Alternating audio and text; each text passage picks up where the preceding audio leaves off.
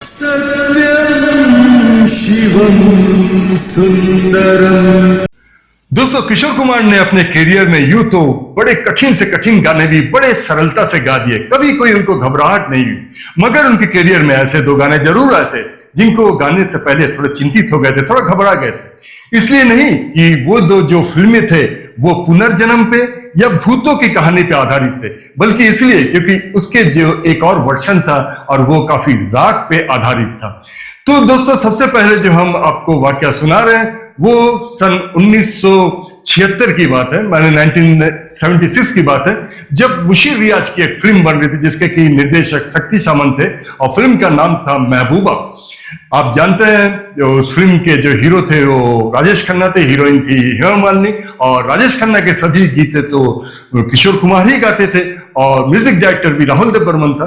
तो राहुल देव बर्मन ने किशोर कुमार को बुलाया गाने के लिए, और उन्हें जब ये पहली बार ये गाना सुनाया गाने के लिए तो किशोर कुमार सुनते ही समझ गए कि ये बहुत ज्यादा राग आधारित है, क्योंकि वो जो गीत था वो शिवरंजनी या मिश्र शिवरंजनी पे आधारित था, और ये मिश्र शिवरंजनी काफी कठिन राग पे आधारित होता है।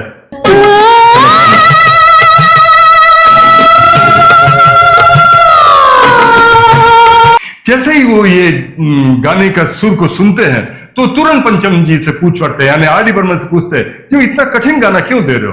तब पंचम जी उनसे कहते हैं, जब दरअसल ये पुनर्जन्म पे आधारित कहानी है और इसके दो वर्षन होंगे, एक पिछले जन्म में और दूसरा इस जन्म में। जैसे ही ये बात सुनते हैं किशोर कुमार, तुरंत वो अपने सीट से खड़े होके बोलते हैं, तुम जरूर इसका जो दूसरा वर्षन है, जो कि फीमेल वर्षन है, वो लता ताई से गवाओगे? तो पंचम बोलता है, हाँ लता ताई से गाऊंगा। किशोर कुमार तुरंत बोलते हैं, तब तो मैं अभी ये गाना नहीं गाऊंगा, पहले लता ताई गाएगी, उसके बाद मैं उस गाने को सुनूंगा, उसका पोस्टमार्टम करूंगा, उसके बाद समझूंगा जो मुझे कैसा गाना चाहिए, उसके बाद ही गाऊंगा। अब पंचम जी बड़ा मुश्किल में पड़ गया, क्योंकि दूसरे ही दिन इसका शूटिंग होने का था और किशोर कुमार जी गाने के लिए तैयार ही नहीं हो रहे थे। तब उन्होंने शक्ति सामंत से पूछा, जो क्या किया जाए, किशोर कुमार गाने तैयार नहीं है। तो शक्ति सामंत बोले, देखिए वो जो शूटिंग तो टाल नहीं सकते, एक कवर वर्षन भेज दीजिए। तो पंचम जी इसका एक कवर वर्षन तैयार करके शूटिंग पूरी करवाते हैं, और दूसरे या तीसरे रोज लता मंगेशकर से ये गाने को गवाते हैं, फिर उसको किशोर कुमार को सुनाते हैं, फिर किशोर कुमार उसको सुन के अपने हिसाब से कुछ राग शिवरंजनी को इधर उधर करके अपने हिसाब से गाते हैं। तो पहले आप थोड़ा सा लता मंगेशकर जी का सुन लीजिए। फिर भी मेरा अब सुनिए इसी गीत को किशोर कुमार जी ने अपने स्टाइल में कैसे गाया। मेरे नैना सावन भाद, फिर भी मेरा मन प्यासा। दोस्तों, दूसरा जो वाकया है वो सन 1981 यानी 1981 का है। उस समय एक फिल्म बन रही थी कुदरत, इस बार भी हीरो राजेश खन्ना और हीरोइन हेमा मालिनी थी, और ये फिल्म भी पुनर्जन्म अर्थात भूतों पे आधारित था, लेकिन इसका जो डायरेक्टर प्रोड्यूसर थे वो चेतन आनंद जी थे, और म्यूजिक डायरेक्टर तो वही थे पंचम दा यानी आर डी बर्मन। तो इस समय भी किशोर कुमार को बुलाया जाता है, बुलाया जाके एक गाना सुनाया जाता है और कहता है इस गाने के भी दो वर्षन होंगे, एक फीमेल का और एक मेल का। तो किशोर कुमार जी तुरंत पूछते जो फीमेल वर्षन कौन गा रहा है? तो जैसे ही सुनते हैं जो फीमेल वर्षन परवीन सुल्ताना गा रहे, जो कि एक बहुत बड़ी ठुमरी गायक थी, तो किशोर कुमार के कान खड़े हो जाते हैं। बोले, क्या वो गा चुकी है? तो बोले, नहीं, आपके बाद वो गाएगी। तो जो गाने जब किशोर कुमार सुनते हैं तो देखते हैं वो भैरवी राग पे आधारित है, राग प्रधान गाना है। तो किशोर कुमार एक शर्त रखते हैं, पहले मैं गाऊंगा, उसके बाद आप परवीन सुल्ताना से गलवाना, क्योंकि अगर परवीन सुल्ताना इस भैरवी राग को गाती है और अपने ठुमरी स्टाइल में, और आप वही एक्सपेक्ट करते हो जो मैं भी इसी स्टाइल में गाऊं, तो ये हो नहीं पाएगा।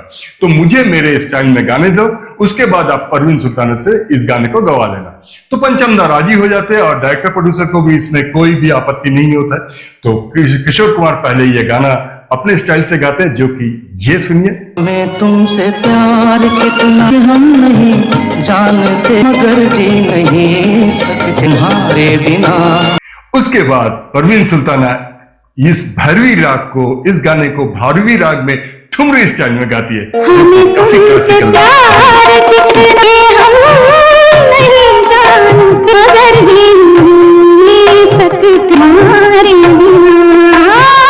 तो दोस्तों, ऐसे थे किशोर कुमार के मिजाज, वो अपने ही शर्त पे गाते थे, चाहे गाना कैसा भी। तो दोस्तों आज के लिए बस इतना ही। आपको ये प्रसंग कैसा लगा कमेंट बॉक्स में जरूर बताइएगा, और एक लाइक तो बनता है। और अगर अभी तक आपने हमारे इस चैनल को सब्सक्राइब नहीं किया तो मेरा आपसे हाथ जोड़ के निवेदन है, सब्सक्राइब कर लीजिए, ताकि हम जब कभी भी ऐसे अनोखे प्रसंग बनाए तो आप तक जरूर पहुंचे। नमस्कार।